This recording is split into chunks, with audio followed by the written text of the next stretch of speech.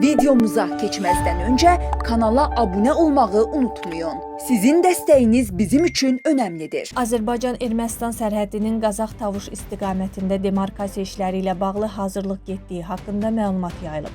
Əskipara-Bağanis yolu boyunca tikanlı məftillərin çəkildiyi bildirilir. Hətta bu məsələ ilə bağlı Ermənistan qoşunlarının da 500-600 metr geri çəkiləcəyi deyilir. Azərbaycanın esklav əraziləri olan Qazaxın yuxarı Əskipara, Bərxudarlı, Soflu kəndlərinin aprelin 15-dən sonra təhvil veriləcəyi iddia olunur. Mövzu ilə bağlı teleqrafa açıqlamasında politoloq Zaur Məmmədov delimitasiya və demarkasiyaya bağlı işlərin davam etdiyini söyləyib.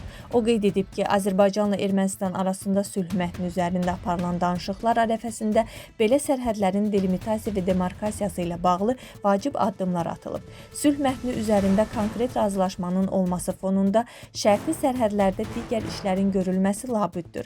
Hələ də Ermənistanın nəzarətində olan Azərbaycanın esklav kəndlərinin, yəni Qazaxın 3, Naxçıvanın 1 kəndinin də qısa zamanda təhvil verilməsi mümkün ola bilər.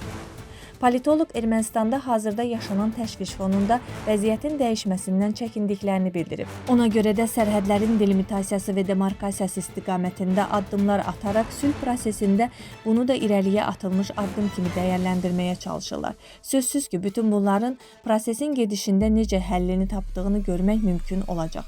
O əlavə edib ki, Ermənistan tərəfi sülh və digər məsələlərin həllindən danışsa da, Azərbaycan ordusunun mövqelərinə atəş açılır. Nikol Paşinyan bu məsələlərin araşdırılmalı olduğunu demişdi. Bütün bunlar nəyin necə olacağı haqqında dəqiq proqnoz verməyi çətinləşdirir.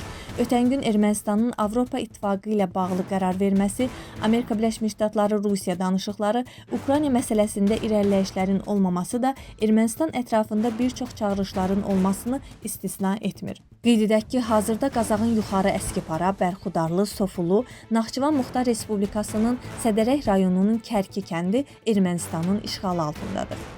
Videomuzu bəyəndinizsə kanala abunə olmağı və videonu bəyənməyi unutmayın.